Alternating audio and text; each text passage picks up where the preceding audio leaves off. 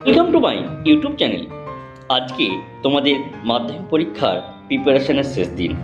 আজকে তোমাকে সমস্ত বিষয় কিন্তু প্রিপারেশন কমপ্লিট করে ফেলতে হবে, কেননা কাল থেকে তোমাদের কিন্তু এই মাধ্যমিক পরীক্ষার অর্থাৎ তোমরা এক বছরে যে পরিশ্রম করেছো তার কিন্তু কালকে থেকে কিন্তু পরীক্ষা কিন্তু হবে। অনেকের মনে প্রশ্ন আছে যে আমরা পরীক্ষা হলে কখন পৌঁছাবো, পরীক্ষার প্রশ্নপত্র কখন দেওয়া হবে, কখন তোমাদের বাথরুমে বা পরীক্ষা হল থেকে বের হতে দেবে বাথরুমের জন্য।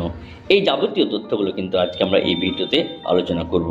কেননা এগুলো তোমাদের অবশ্যই জানতে হবে যে পরীক্ষা হলে তুমি যখন ইচ্ছা তখন কিন্তু বেরোতে পারবে না। তোমাদের যদি কোনো ক্রমে রাস্তাঘাটে যদি দেরি হয়ে যায় তাহলে তোমাদের পরীক্ষা হলে কখন প্রবেশ করতে দিবে এবং তারপর থেকে আর প্রবেশ করতে দিবে না। এগুলো দেখো আমরা একটা শর্টকাটে কিন্তু এটা লিখে রেখেছি।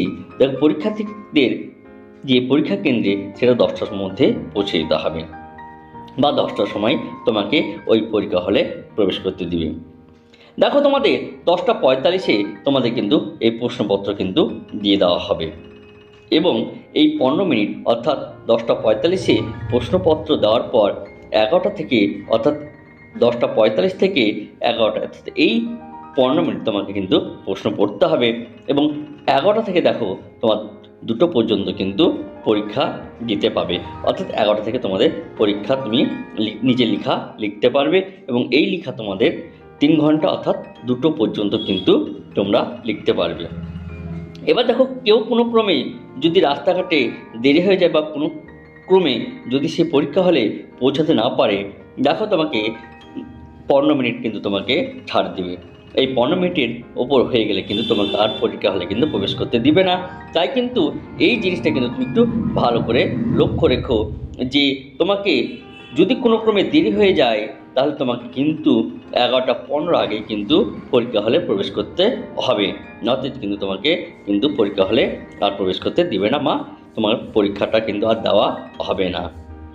এবার দেখো পরীক্ষা হলে কিন্তু নিজের ইচ্ছা মতো কিন্তু তুমি পরীক্ষা হল থেকে বাথরুমের জন্য বের হতে পারবে না।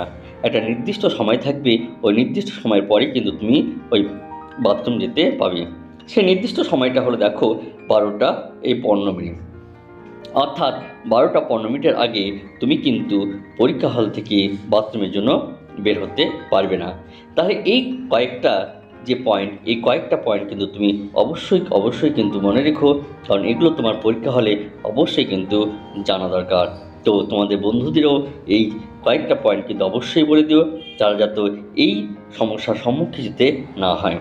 কামনা থাকলো তোমাদের যাতে পরীক্ষা ভালো হয় এবং সবাই যাতে সমস্ত প্রশ্নের অ্যান্সার দিয়ে দিতে পারো।